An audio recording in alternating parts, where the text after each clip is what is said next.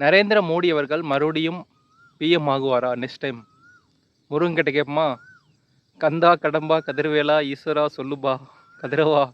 இப்போ மயில் வந்து 2 சவுண்டு விட்டுதுன்னா மறுபடியும் பிஎம் ஆகுவாருன்னு அர்த்தம்.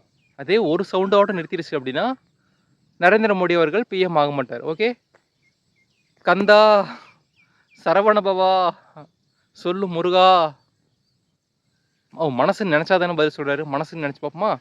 அதாவது நரேந்திர மோடி அவர்கள் பார்த்தீங்கன்னா பிரதமர் ஆகிற மாதிரி நம்ம மனசில் கற்பனை பண்ணுறோம். ஓகே,